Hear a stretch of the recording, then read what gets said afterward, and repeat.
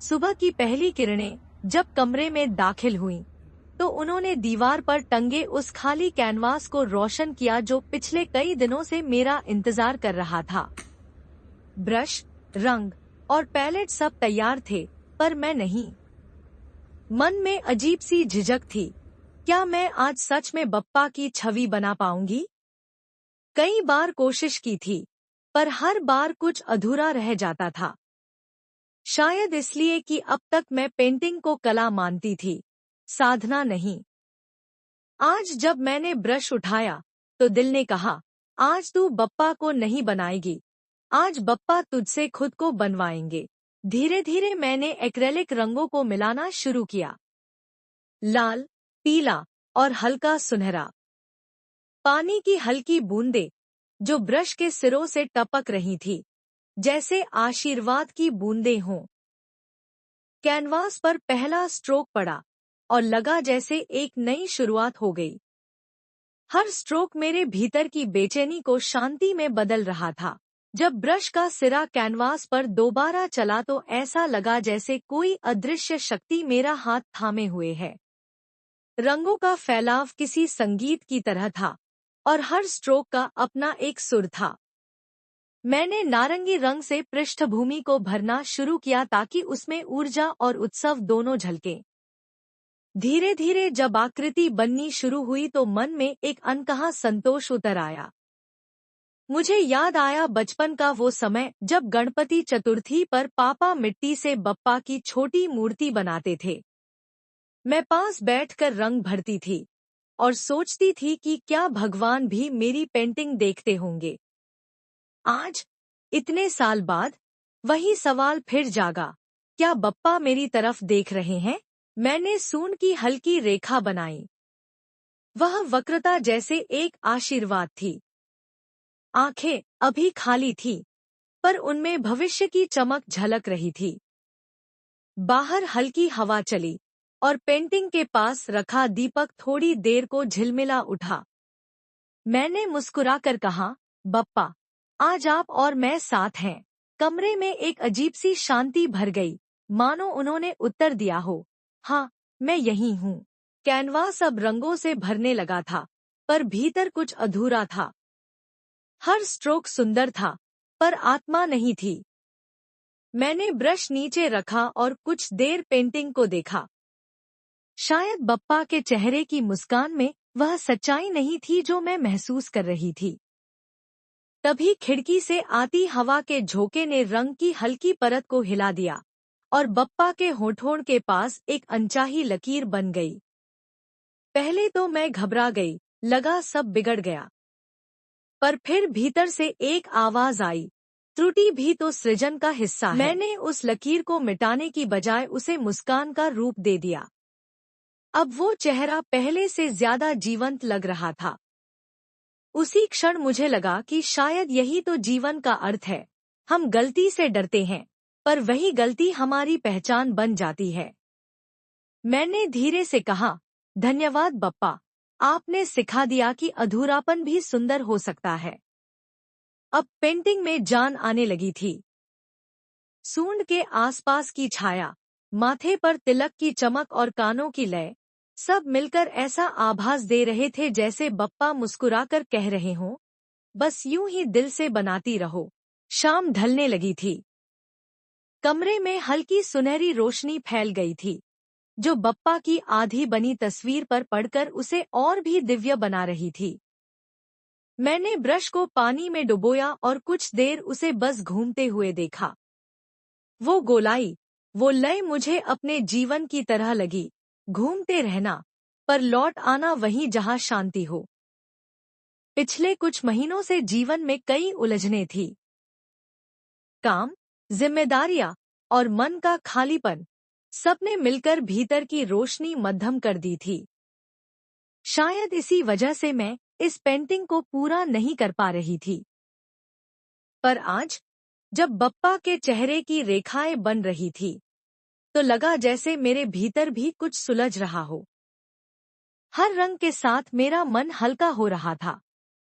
नारंगी रंग ने आशा दी, पीले ने आत्मविश्वास और सफेद ने शांति। मैंने बप्पा की आंखों की जगह खाली छोड़ी, वो आखिरी में भरनी थी, क्योंकि मैं चाहती थी कि जब वो निगाहें बने तब मैं पूरी तरह शांत रहूं। मन में बस एक प्रार्थना थी, हे बप्पा, इस पेंटिंग के जरिए मेरे भीतर की उलझनों को भी आकार दो। मैंने ब्रश उठाया ही था कि अचानक फोन की घंटी बजी। कॉल के उस पार किसी पुराने दोस्त की आवाज थी, जो बस इतना कहने आई थी कि उसे शहर छोड़कर जाना है। मन भारी हो गया। कभी कभी छोटी बातें भी भीतर की दीवारें हिला देती हैं। मैंने पेंटिंग की ओर देखा, आधा चेहरा बना था, आधा अधूरा, और लगा जैसे मैं खुद भी उसी अधूरेपन में अटकी हुई हूँ। रंग अब वैसा नहीं लग रहा था। ब्रश बार बार फिसल रहा था, हाथ कांप रहा था। मैंने कुछ देर आंखें बंद की और गहरी सांस ली। तभी एक हल्की सी गंध आई, एक्रेलिक रंगों और अगरबत्ती की मिलीजुली खुशबू। वो गंध किसी पुराने गणेशोत्सव की याद दिला रही थी, जब माँ आरती करती थी और मैं चुपचाप बप्पा को देखती थी। आंखें खुली तो पेंटिंग में जैसे हल्की सी चमक थी। शायद बप्पा मेरा मन पढ़ रहे थे। मैंने धीरे से कहा, मुझे फिर से रंगना सिखा दो। फिर ब्रश को नारंगी रंग में डुबोया और वही हिस्सा दोबारा पेंट किया जो बिगड़ गया था। धीरे धीरे रंग संभलने लगे और मेरे आंसू खुद ही सूख गए। बप्पा की अधूरी आंखों के नीचे एक हल्की मुस्कान बन गई, जैसे कह रहे हों, रोने नहीं, बस बनाने रहो। अब कमरे में हल्की रात उतर आई थी। बाहर की दुनिया शोर में डूबी थी, लेकिन मेरे कमरे में बस रंगों की खामोशी थी। पेंटिंग लगभग पूरी होने को थी, बस आंखें अधूरी थी। मैंने सोचा, शायद अब समय आ गया है। ब्रश को हल्के काले और नीले रंग में मिलाया और पहली बार लगा जैसे हाथ अपने आप चल रहे हों। स्ट्रोक इतने सधे हुए थे कि मैं खुद हैरान थी, जैसे कोई अदृश्य शक्ति मेरे भीतर से होकर बह रही हो। जब मैंने पहली आंख बनाई तो लगा जैसे वो मुझे देख रही हो, स्थिर, शांत, करुणा से भरी। दूसरी आंख बनाते हुए मेरे हाथ कांपे। हर कलाकार जानता है, आंखों में आत्मा उतरती है। मैंने धीरे से कहा, बप्पा, अब आप खुद अपनी नजरें पूरी कीजिए। ब्रश जैसे अपने आप चला और अगले ही पल दोनों आंखें पूरी थी। मैंने पीछे हटकर देखा, कमरा एक अनोखी रोशनी से भर गया था। मेरे हाथ कांप रहे थे, पर मन में शांति थी। ऐसा लगा जैसे पेंटिंग में बप्पा नहीं, स्वयं उनकी उपस्थिति है। मैंने हाथ जोड़कर कहा, धन्यवाद बप्पा, आपने मुझे खुद से मिला दिया। उस पल में न कला थी, न तकनीक, बस श्रद्धा थी। रात गहरी हो चली थी। पेंटिंग अब पूरी तरह जीवंत थी।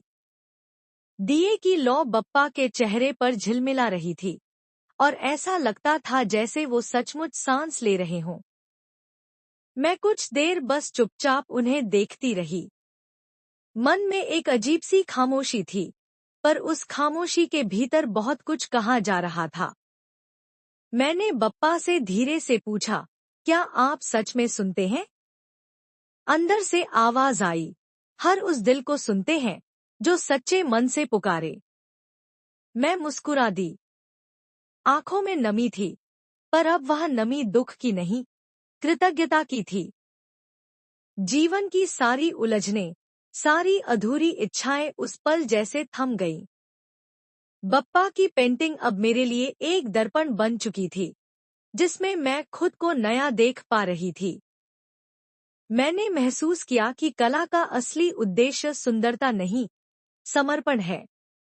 जब हम किसी चीज को प्रेम से बनाते हैं, तो उसमें ईश्वर खुद रंग भर देता है। मैंने बप्पा से कहा, अब आप मेरे भीतर रहेंगे, हर बार जब मैं कुछ नया बनाऊंगी। और मुझे लगा जैसे उन्होंने मुस्कुराकर कहा, हाँ, अब तू भी सृजन है। सुबह की पहली किरण खिड़की से झांकती हुई पेंटिंग पर पड़ी। सुनहरी रोशनी में बप्पा का चेहरा चमक उठा। ऐसा लग रहा था जैसे रात भर वो मेरे साथ जागते रहे हों।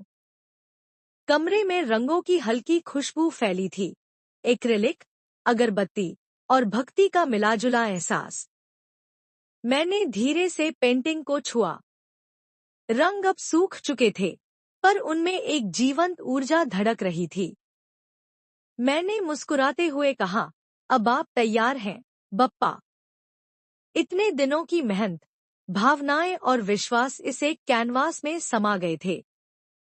मुझे लगा, यह पेंटिंग सिर्फ मेरे लिए नहीं बनी है। यह उन सबके लिए है जो कभी हार मानने के करीब पहुंच जाते हैं, जो सोचते हैं कि वो कुछ नहीं कर सकते, लेकिन अंदर कहीं एक शक्ति कहती है, बस कोशिश करते रहो। मैंने तय किया कि इस पेंटिंग को मैं अपने घर की दीवार पर नहीं, एक छोटी प्रदर्शनी में रखूंगी, ताकि लोग जब इसे देखें तो उनमें भी वही आशा जागे जो बप्पा ने मेरे भीतर जगाई। कला तभी सार्थक होती है जब वो किसी और के दिल को छू ले। कुछ दिनों बाद मेरी पेंटिंग स्थानीय आर्ट गैलरी में लगाई गई। छोटा सा हॉल, दीवारों पर ढेरों पेंटिंग्स, पर मेरे लिए बस एक ही थी जो धड़क रही थी, मेरे बप्पा। लोग धीरे धीरे आने लगे। कोई रंगों की तारीफ कर रहा था, कोई ब्रश स्ट्रोक्स की बारीकियों पर चर्चा कर रहा था, पर मैं बस चुपचाप खड़ी थी, एक कोने में, जैसे माँ अपने बच्चे को देख रही हो। फिर एक छोटी बच्ची आई, शायद 5 या 6 साल की। उसने पेंटिंग के सामने रुककर कहा, माँ, ये गणेश जी मुस्कुरा रहे हैं। उसकी बात सुनते ही मेरा दिल भर आया। मैंने देखा, सचमुच, दिए की लौ में ऐसा लगा जैसे बप्पा के होठों पर मुस्कान उभर आई हो। लोगों के चेहरों पर भी वही शांति उतर रही थी जो मैंने उस रात महसूस की थी। एक बुजुर्ग महिला ने मुझसे कहा, बेटी, तुम्हारी पेंटिंग में आत्मा है। जब इसे देखा तो मन को सुकून मिला। मैंने बस मुस्कुराकर जवाब दिया, आत्मा तो बप्पा की है, मैं तो बस जरिया बनी। उस दिन मुझे समझ आया, जब कला विनम्र हो जाती है, तभी वह ईश्वर का स्वर बनती है। गैलरी की भीड़ अब धीरे धीरे कम हो रही थी। मैं एक आखिरी बार अपनी पेंटिंग के सामने खड़ी हुई। दिए की लौ धीमी हो गई थी, पर बप्पा का चेहरा अब भी वैसा ही उज्जवल था। मैंने सोचा, ये वही कैनवास था जहां कभी रंग बिगड़ गए थे, जहां मैंने हार मानने का सोचा था। पर आज वही कैनवास मुझे जीवन का सबसे बड़ा सबक दे रहा था। सृजन कभी अधूरा नहीं होता, जब तक हम खुद हार नहीं मानते। बप्पा ने मुझे सिखाया था कि कला केवल हाथों से नहीं, दिल से बनती है। हर स्ट्रोक में हमारी भावनाएं, हर रंग में हमारी कहानी होती है। मैंने पेंटिंग के सामने हाथ जोड़े और कहा, धन्यवाद बप्पा, आपने मुझे सिर्फ चित्रकला नहीं, जीवन की कला सिखाई। फिर मैं मुड़ी और बाहर निकल आई। आसमान में हल्की बारिश शुरू हो चुकी थी, जैसे आशीर्वाद बरस रहा हो। मैं मुस्कुराई और सोचा, अब हर बार जब मैं ब्रश उठाऊंगी, तो बप्पा मेरे साथ होंगे, हर रंग में, हर भावना में, हर शुरुआत में जाए। और आज, जब भी कोई मेरी पेंटिंग देखता है और कहता है इसमें शांति है, तो मैं बस मुस्कुरा देती हूँ, क्योंकि मैं जानती हूँ, वो शांति मेरी नहीं, बप्पा की है। कैनवास अब सूख चुका है, पर उसकी खुशबू आज भी मेरे दिल में ताज़ा है। हर रंग, हर रेखा कहती है, जहाँ श्रद्धा है, वहीं सृजन है। अंत में बस इतना ही, बप्पा मेरे साथ हैं, हर ब्रश स्ट्रोक में, हर सांस में।